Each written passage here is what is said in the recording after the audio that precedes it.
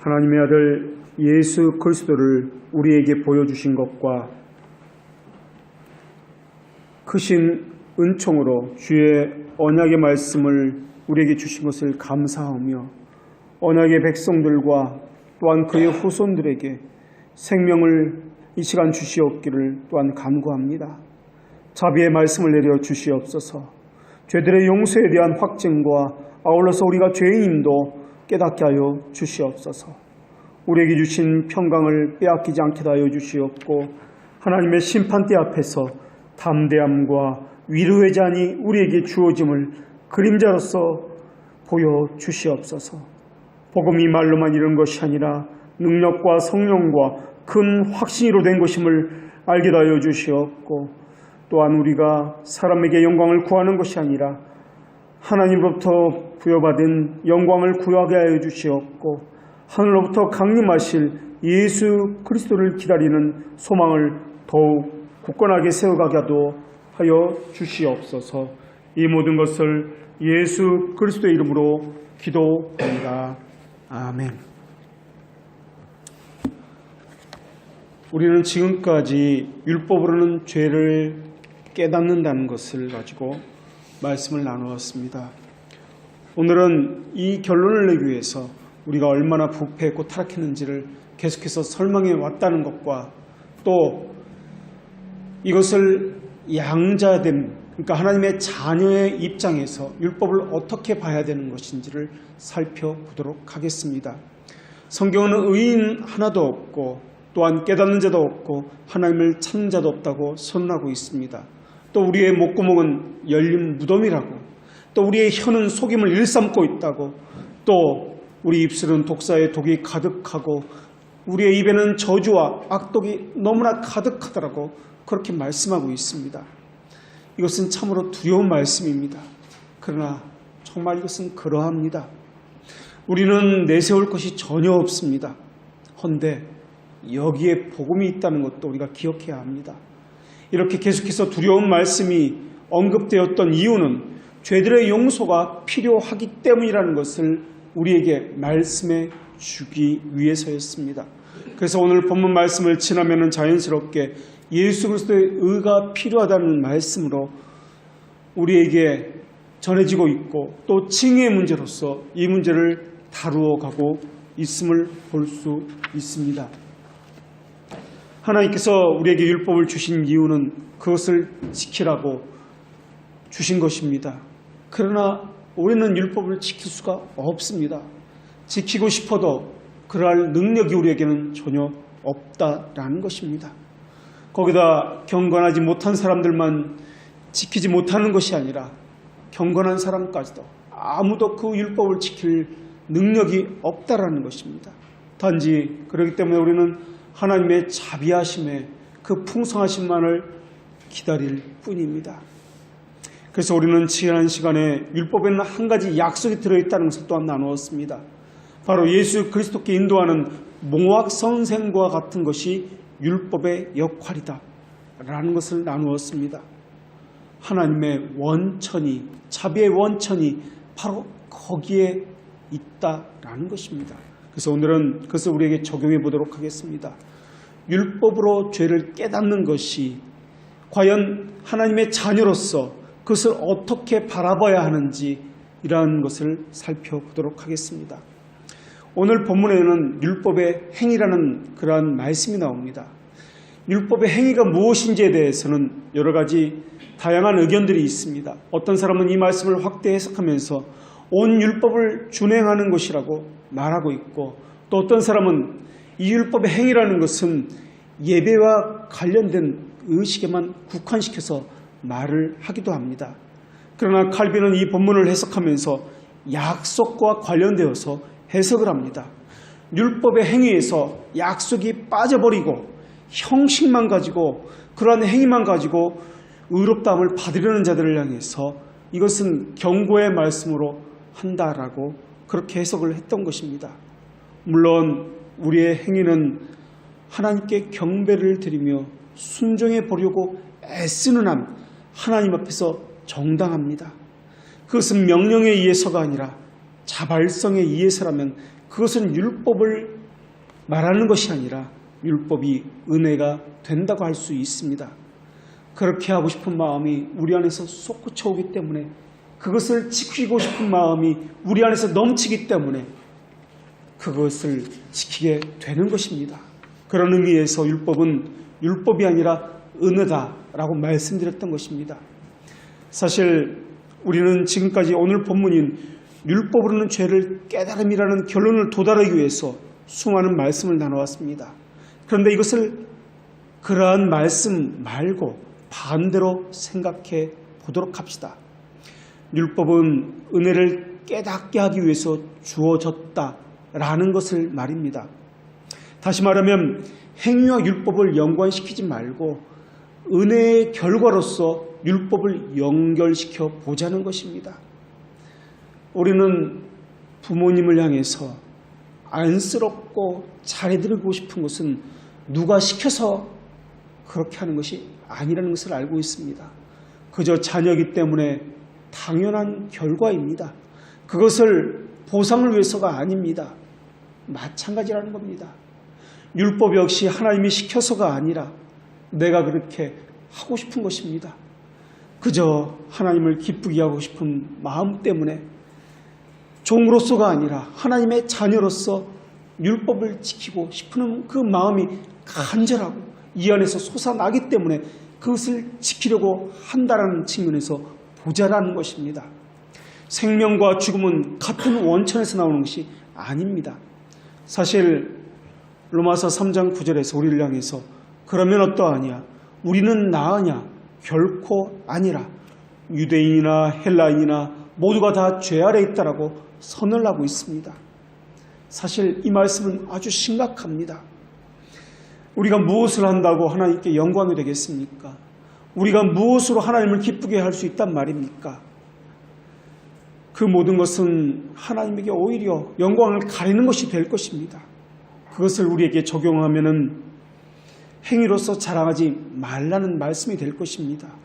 50보 100보니까 거기서 거기니까 아는 체 하지도 말고 모른다고 기죽지도 말고 행위로 하나님을 기쁘게 하려는 그 마음 자체를 우리 안에서 그것을 결과로서 원인으로서 하나님 앞에 내세우지 말라라는 것입니다.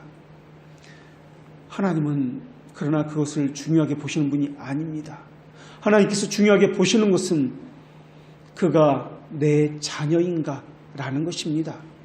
자녀가 해주는 것이기 때문에 못나고 어설퍼도 그 마음을 받아주시는 것입니다. 그래서 신자의 첫 번째 덕목이 바로 겸손입니다. 경건훈련하는 목적도 겸손을 유지하기 위해서입니다. 겸손이라고 하니까 윤리도덕을 말하는 것이 아닙니다. 자녀됨의 자세를 말하고 있는 것입니다. 성경에서는 이를 두 가지로 설명하고 있는데 하나는 자기를 부인하는 것이요 또 하나는 자기 십자가를 지는 것이라고 그렇게 말씀하고 있습니다. 자기를 부인한다는 것은 은혜를 입은 자이기 때문에, 다시 말하면 죄들의 용서를 받은 자이기 때문에 그것을 알고 하나님 앞에서 내가 어떻게 서 있는 존재라는 것을 늘 기억해야 한다는 것입니다. 자기 십자가를 진다는 말은 육체의 소욕을 십자가에 못 박기 위해서 삶 속에서 계속해서 훈련을 받아야 한다는 말입니다. 그래서 겸손과 신앙 훈련, 이 두 가지 것은 신자의 삶입니다. 신앙 훈련이라는 것은 하나님의 기뻐하신 뜻이 무엇인지를 아는 것과 그것을 행하는 것으로 그렇게 이루어졌습니다. 그러한 훈련을 하는 것, 그러한 훈련을 받는 것이 교회입니다. 그렇다면 본격적으로 이것이 어떻게 훈련되어지는지를 살펴보겠습니다.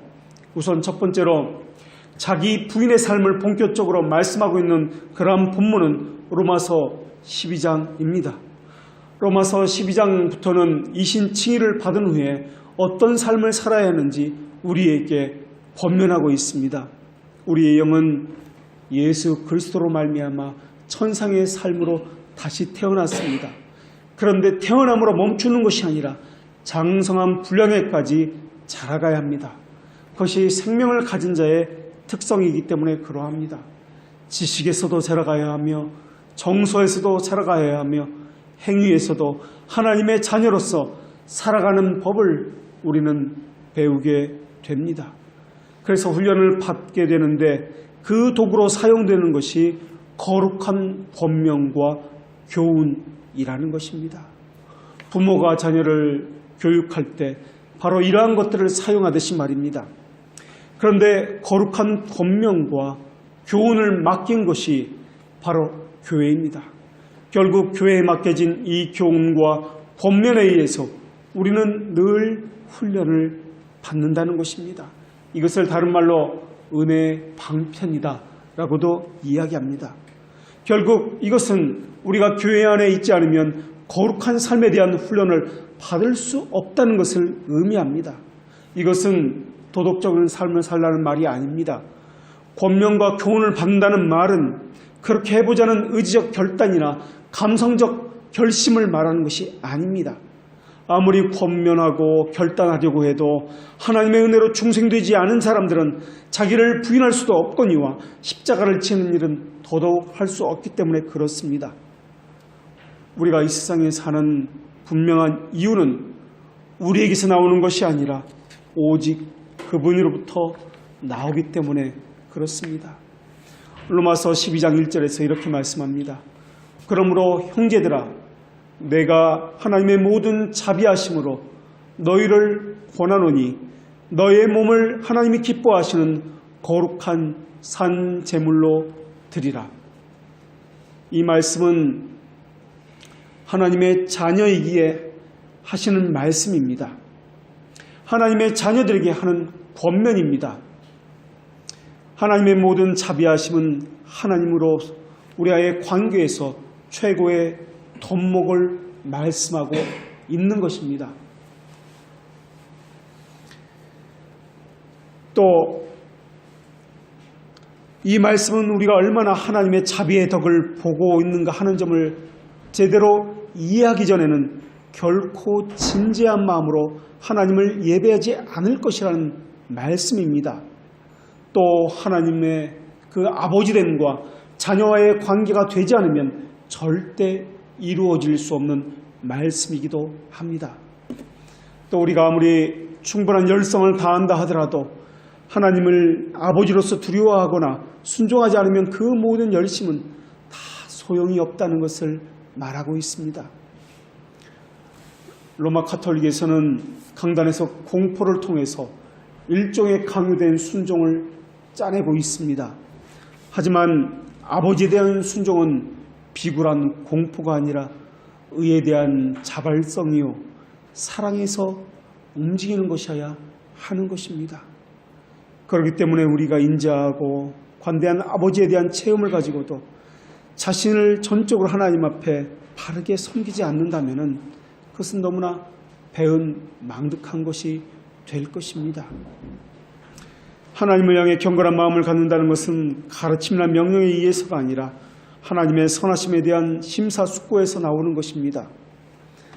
그 아버지가 나와 어떤 관계에 있는 것인지, 그분은 어떤 분이신지 안다는 것은 바로 중생한 자들이 갖는 표시입니다. 다시 말하면 이것이 교회 내에 있어야 하는 중생의 표시라는 것입니다. 그래서 교회를 가족이다 라고 말을 하고 있습니다. 로마서 12장에서 거룩한 산제물로 드리라는 말씀은 두 가지 것을 전제로 하는 말씀입니다. 첫 번째 전제는 나는 내 것이 아니고 그분의 것이라는 전제입니다. 두 번째 전제는 우리는 산제물이 되기 위해서는 거룩해야 한다는 전제입니다. 우선 첫 번째로 하나님께 제물을 드리라고 했으니 우리 몸은 우리 소유가 아니라 그분의 소유라는 것을 우리는 기억해야 합니다. 이것은 의무가 아닙니다. 우리가 그분의 것이 되었다는 말은 연합했다는 말입니다.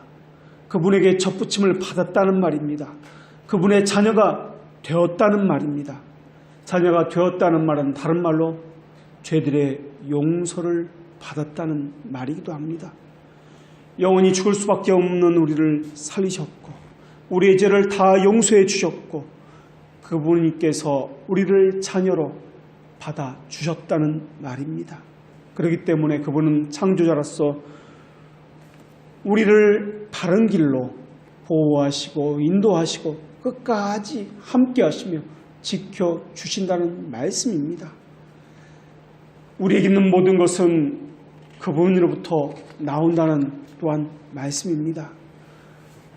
우리가 신앙생활하면서 오해하고 있는 것이 있는데 우리가 주님 덕택에 우리의 삶이 풍성하게 되었다라고 생각하는 것입니다. 그것이 아닙니다. 그분께 영광이 되는 삶을 통해서 우리가 더 풍성하게 되었다고 봐야 합니다. 이 말은 하나님 덕택에 우리가 잘 되었다고 생각하지 말라라는 것입니다.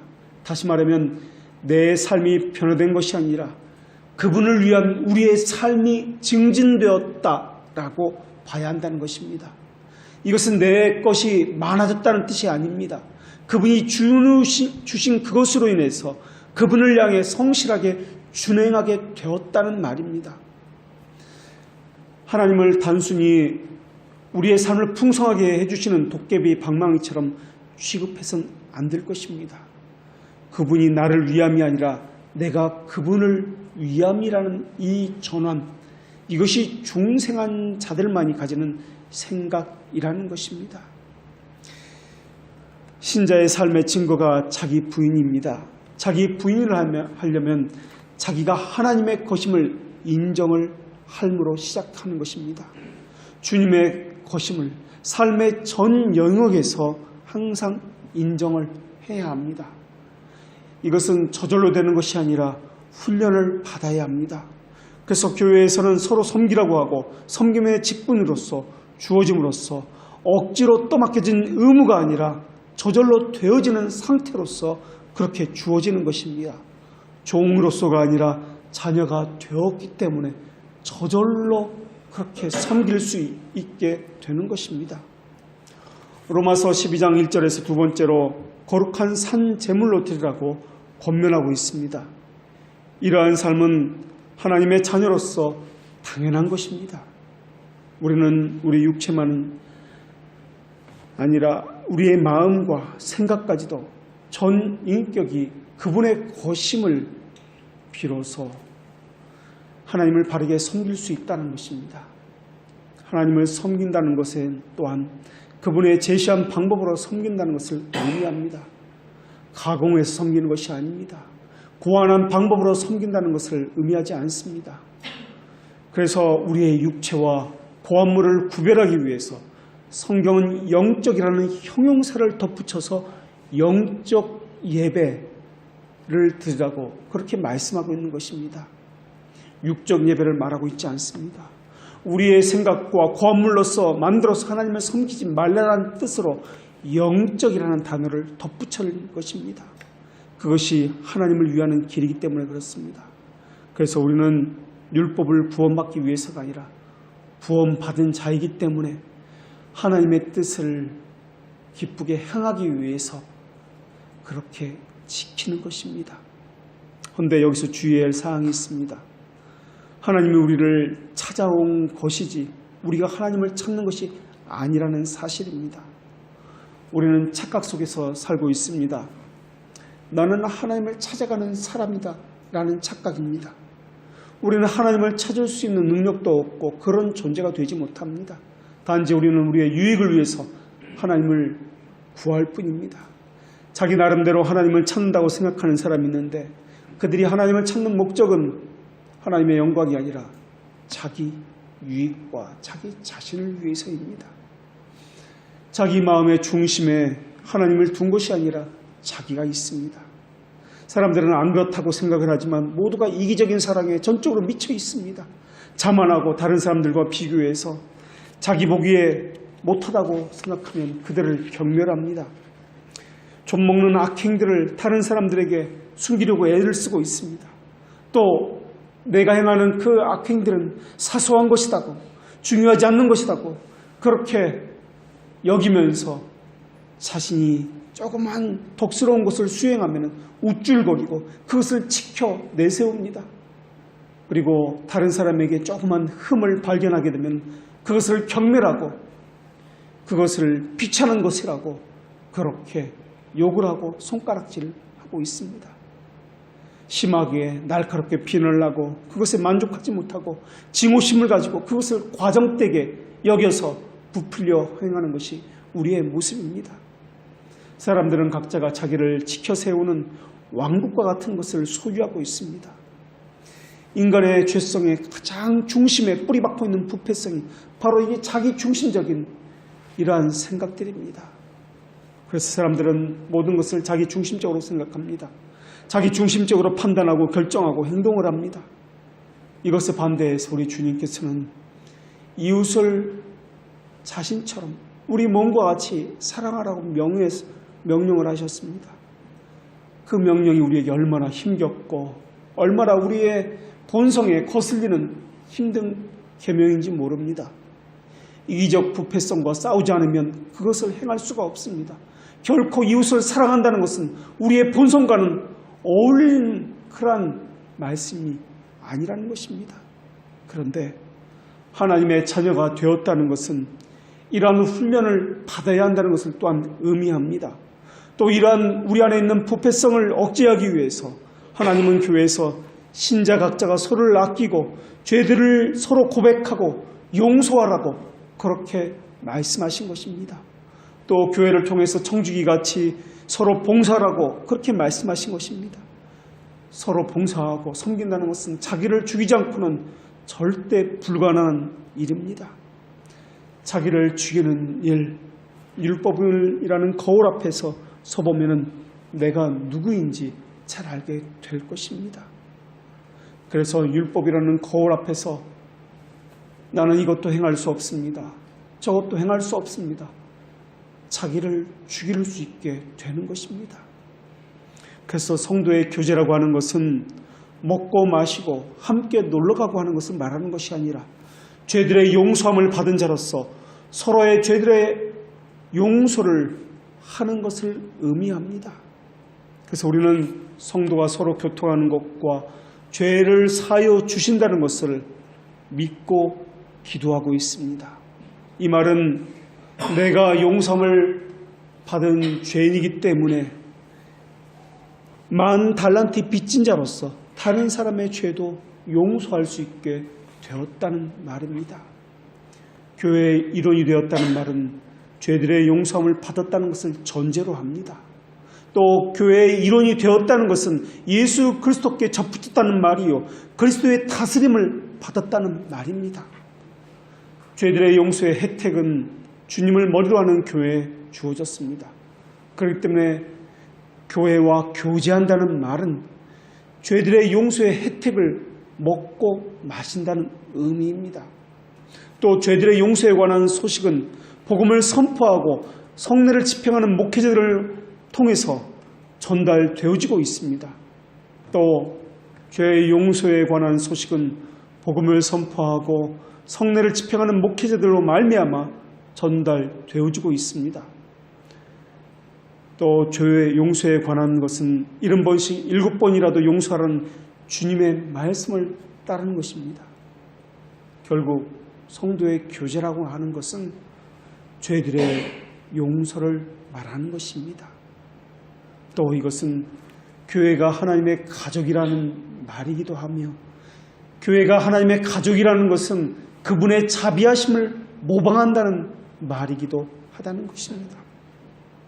그래서 우리가 죄를 먹고 마실 때마다 교회를 기억해야 하며 교회가 굳건히 세워져 갈 때마다 성도의 교제가 더 많아져야 하는 것이며 또 성도의 교제가 더해져 갈 때마다 하나님의 자비와 죄들의 용서의 그 깊이도 더해져 가야 한다는 것을 기억해야 하는 것입니다.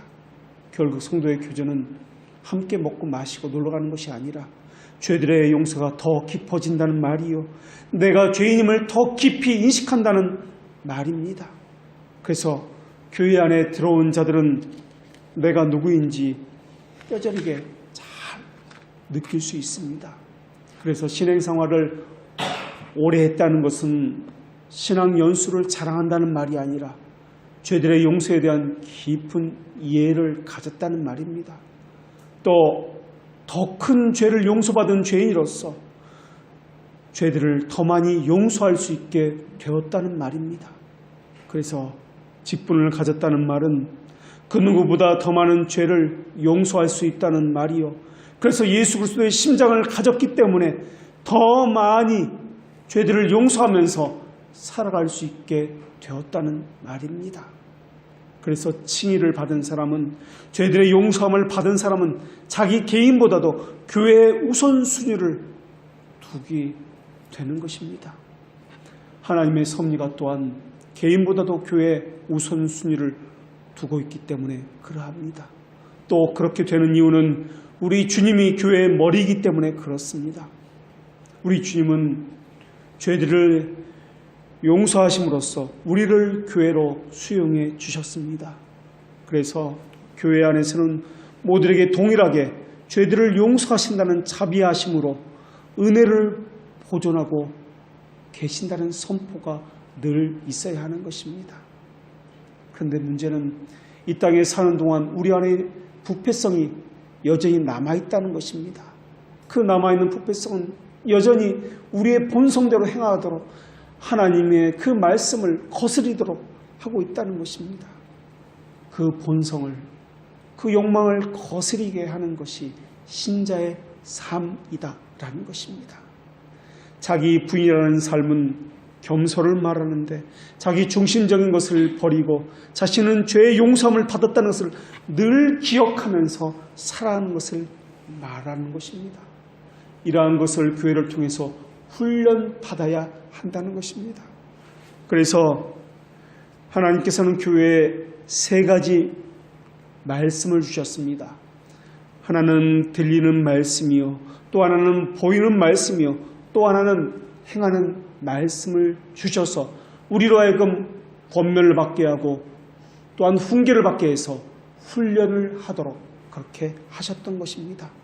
들리는 말씀은 하나님의 말씀을 해석해서 우리에게 적용하는 설교를 말하는 것이요, 보이는 말씀이라 함은 하나님의 그 은혜가 가시적으로 우리에게 표징으로서 나타나는 성례를 말하는 것이요, 행하는 말씀이라는 것은 권징을 말하는 것입니다.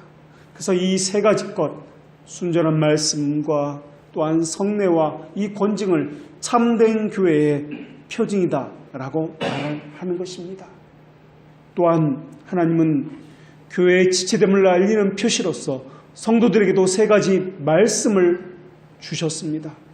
성도의 표시 첫 번째는 신앙 고백입니다. 두 번째는 성례 참여입니다. 세 번째는 삶의 모범입니다. 바르게 신앙을 고백하고 바르게 성례에 참여하며 바른 삶의 모범을 가져야만 이것이 성도의 표징이 된다라는 것입니다. 들리는 말씀을 순전하게 들어야 합니다. 그리고 바르게 신앙을 고백해야 하는 것이 신자의 첫 번째 표징입니다. 그리고 보이는 말씀에 대한 반응으로서 순결한 양심을 가지고 성례에 참여하게 되는 것입니다. 그리고 권징에 대한 반응으로서 참된 신자는 삶의 거룩성을 가지고 삶을 살아가야 하는 것입니다. 이 세 가지 성도의 표시를 가지고 우리가 하나님의 자녀라는 증거를 만천에 밝혀야 하는 것입니다. 이 신자의 표시는 세상과 우리를 구별하게 하는 표시입니다. 하나님의 자녀는 마귀의 자녀와는 확연히 구별된 표시가 있습니다. 성경은 너희는 너희 아비 마귀에게서 나으니 너희 아비의 욕심대로 행한다라고 그렇게 세상 자녀들에게 책망하고 있습니다. 그러나 신자는 아비로서 마귀를 두지 않았습니다. 신자는 하나님을 아버지라고 부르는 사람들입니다. 그래서 그들과는 다릅니다. 그래서 그러한 표징, 신앙을 고백하고 바르게 성례에 참여하며 바른 삶의 모범으로서 하나님의 자녀됨을 증거로서 보여주게 되는 것입니다. 또 그것으로서 예수 그리스도와 연합되어 있다는 것을 보여주게 되는 것입니다. 사실 하나님 앞에 서게 되면 나는 하나님 앞에 자랑할 것도 하나도 없으며 선이 하나도 없다라는 것을 알게 될 것입니다. 내가 가진 선이 있다면 그것은 참된 선이 아니라 거짓된 선이라는 것도 하나님께서 우리에게 알려주실 것입니다. 더군다나 성경은 우리 목구멍은 열린 무덤이라고, 우리의 혀는 속임을 베풀 뿐이라고, 우리의 발은 피를 흘리는데 빠를 것이라고 그렇게 말씀하고 있습니다. 그러나 내가 선한 것이 하나도 없다라고, 내 안에 죄가 가득하다고 깨닫게 된 사람은 아무 할 말이 없게 될 것입니다. 성경의 인물들이 그러했습니다. 욥이 그러했고, 다윗이 그러했고, 이사야 선지자가 그러했습니다. 그저 그들이 할 수 있는 것은 자리에 주저앉아서 고개를 숙이고 무릎을 꿇고 울면서 통회하면서 화로다 나여 망하게 되었도다 라고 고백하는 것 외에는 할 수 있는 게 없게 되는 것입니다. 그것이 교회 안에서 일어난 일들입니다. 교회 안에서는 죄를 깨닫게 하는 요소가 늘 선포되기 때문에 그렇습니다.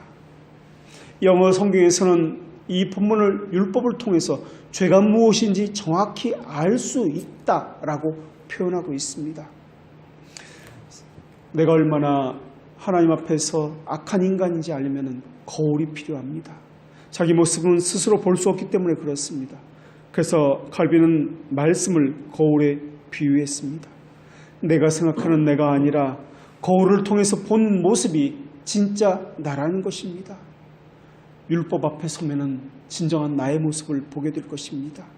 하나님은 이러한 우리의 모습을 제대로 보라고 율법을 주신 것입니다. 율법이 처음으로 등장하는 것은 출애굽기 19장입니다. 하나님이 이스라엘 백성에게 이렇게 말씀하셨습니다. 세계가 다 내게 속하였나니 너희가 내 말을 잘 듣고 내 언약을 지키면 너희는 모든 민족 중에서 내 소유가 되겠고 라는 말씀입니다. 이 말씀은 십계명을 주시기 전에 하셨던 말씀입니다. 그런데 19장 8절에 보면은 이스라엘 백성들은 하나님에게 이렇게 대답합니다. 하나님께서 명령하신 대로 우리가 다 행하리이다. 이 대답을 가지고 모세는 하나님 앞에 나아가서 하나님께 그대로 전합니다. 백성들은 그만큼 자신이 있었습니다. 하나님의 언약을 다 지킬 수 있었고 하나님의 율법에 다 순종할 수 있다는 자신감이 충만했는지도 모르겠습니다. 그런 이후에 바로 이어서 출애굽기 20장에서 율법이 주어지는 장면이 나옵니다.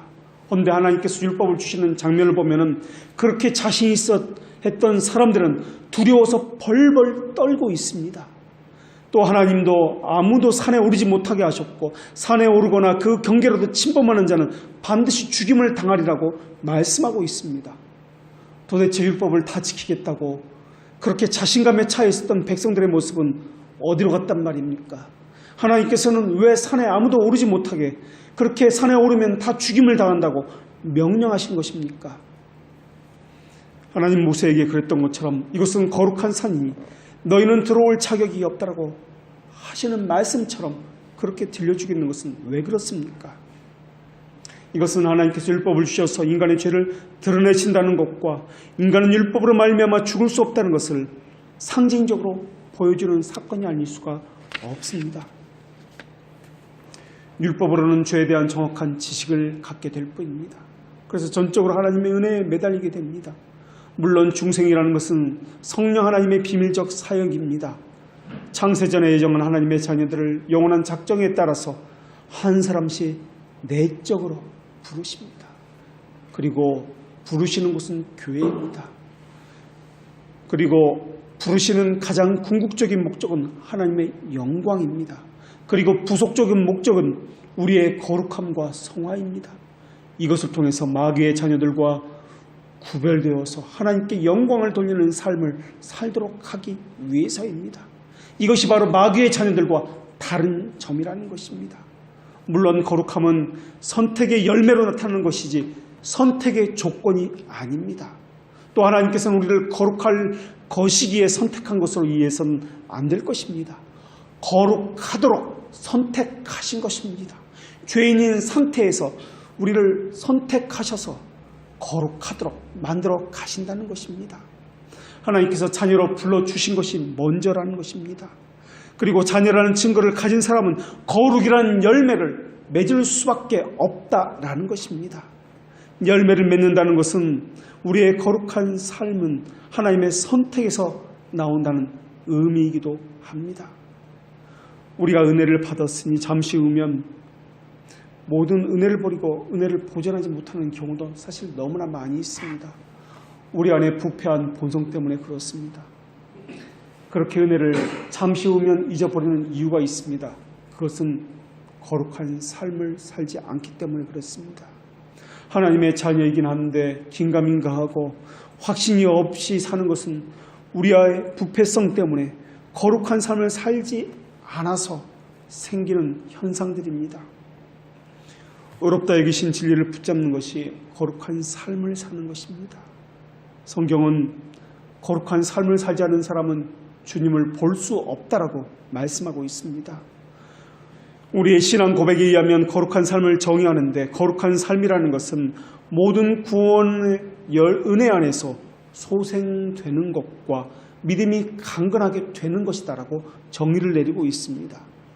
믿음이 강건하게 유지되는 것, 이것이 거룩한 삶이다라는 것입니다.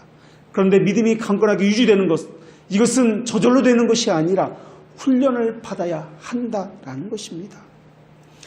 예수님을 믿고 나면 자연적인 본성이 갑자기 변한다고 생각하는데 이것은 그런 것이 아닙니다. 새로운 피조물이 된다는 것은 본성이 갑자기 변한다는 의미가 아니라 배우고 확신한 일에 거하며 자기 멍에를 메고서 그분에 대해서 배우는 삶을 산다는 의미를 이야기합니다. 지위나 신분이 바뀌었다고 인격이 바뀌지 않습니다. 교회에 등록했으니까 사람의 본성이 바뀌었다, 이런 것은 전혀 없습니다. 하나님을 아는 지식은 상상에 놓인 것도 아니고 지위나 그 사람이 가진 신분에 놓인 것도 아닙니다. 신분이 바뀌어도 죄성은 계속 그를 괴롭히게 될 것입니다. 그렇기 때문에 새로운 피조물이 되었다는 말은 부단히 하나님의 말씀으로 자기를 살피지 않으면 삶의 변화는 어렵다는 것을 깨달았다는 말이 되는 것입니다. 그래서 그 삶을 살아간다는 말이 되는 것입니다. 하나님의 자녀가 된 자들은 하나님께서 거룩하신 것처럼 하나님을 닮고 싶어하는 게 되어 있습니다. 이런 영광스러운 변화가 우리 심령에서 어떻게 이루어지는지는 사실 말로 설명할 수 없습니다. 왜냐하면 하나님의 영 말고는 아무도 성령님의 주권적인 방법을 모르기 때문에 그렇습니다. 그러나 우리가 기억해야 하는 것은 하나님은 성스러운, 무한히 성스러운 존재이시고 너무나 거룩하시고 성결한 분이시기 때문에 결코 불의와 죄악을 볼 수 없다라는 것입니다. 그래서 성경은 천국조차도 하나님의 눈에는 깨끗하지 않으며 천사들조차도 흠이 있어 보인다라고 말씀하고 있는 것입니다. 거기다 인간은 전적으로 죄 가운데 태어난 피조물입니다. 중생한 사람은 이것을 너무나 뼈저리게 잘 알고 있습니다. 그래서 마치 우울증에 걸린 것처럼 죄 때문에 고민하고 아파하고 슬퍼하고 고통스러워하는 것입니다. 우리 안은 조금 더 선한 것이 거하지 않습니다. 세속적이고 죄악 아래에 거하는 것이 바로 우리입니다. 우리의 마음은 하나님을 향해서 대적하는 것 외에는 없습니다. 이렇게 하나님과 우리 사이에는 합체하기 어려운 크나큰 차이가 있습니다. 불의를 볼 수 없는 성결한 눈을 가진 하나님께서 어떻게 불의와 거할 수 있단 말입니까?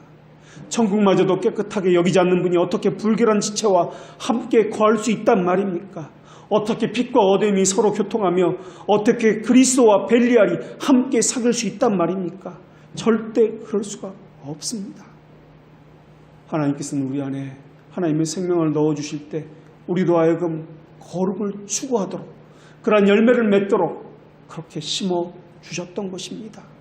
패역한 자질을 그대로 유지하고 그 타벽을 그대로 가지고 있으면서도 하나님과 교제할 수 있다, 천국을 맛볼 수 있다는 것은 그것은 착각입니다.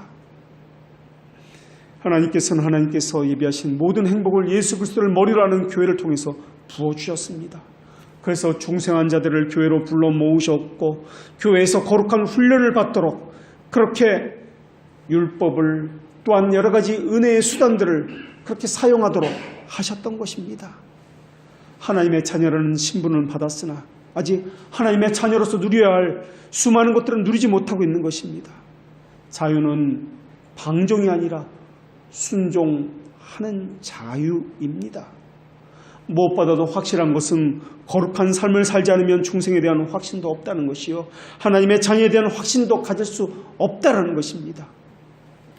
거룩한 삶이 없으면 하나님과 화목되었다는 확신도 가질 수 없게 될 것입니다.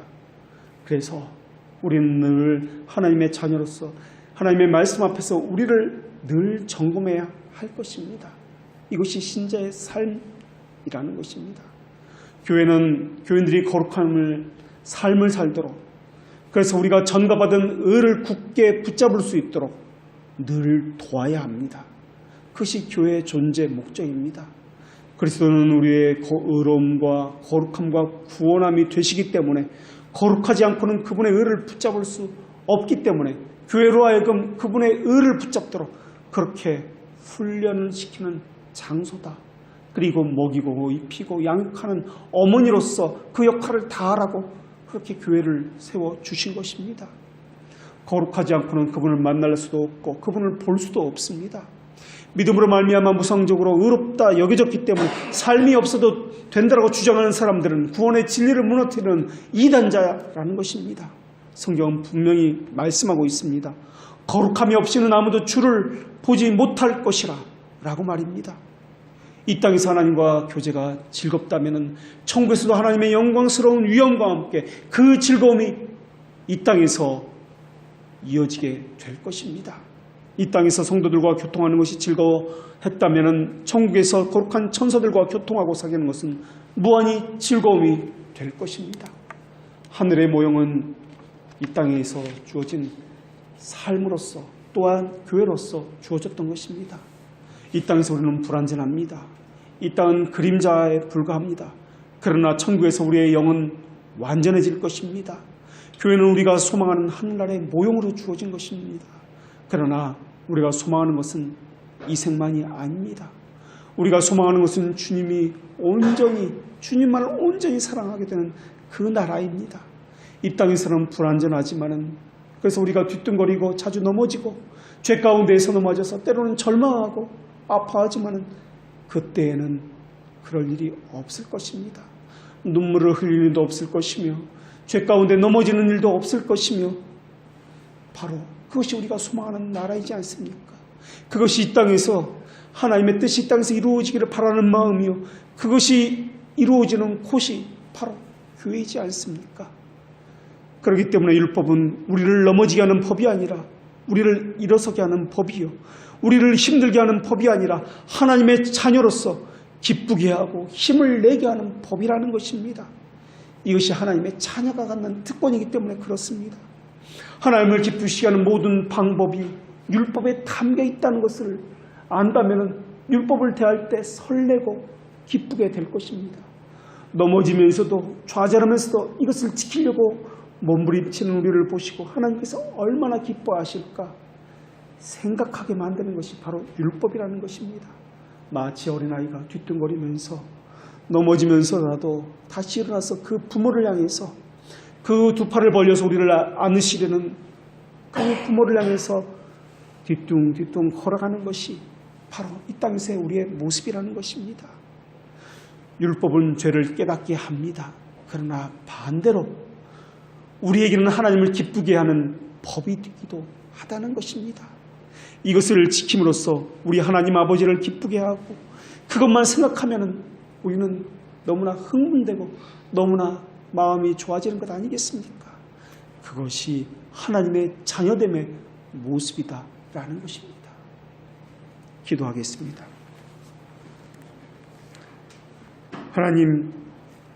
하나님을 모르는 이방인과 같이 율법을 대하지 않게 하여 주시옵고 하나님의 자녀로서 율법을 대하게 하여 주시옵소서. 우리가 자녀라는 것을 너무나 감사합니다. 자녀로서 마땅히 행해야 할 것을 행하되 이것이 의무로서가 아니라 우리가 기뻐서 우리가 너무나 행하고 싶어서 그 자발성에 의해서 행하게 하여 주시옵소서. 믿음의 부요함으로 우리를 채워주시옵고 거룩함과 존귀함으로 교회에 주신 교훈과 권면을 받게 하여 주시옵고 그래서 받은 은혜를 보존하게 하여 주시옵소서. 주께서 다시 오실 때까지 아버지 앞에서 우리 안의 마음이 즐거워하게 하여 주시옵고 영화롭게 하는 것이 우리의 삶의 양식이 되게 하여 주시옵고 거룩함에 흠이 없게도 하여 주시옵소서. 이 모든 것을 예수 그리스도 이름으로 기도합니다. 아멘.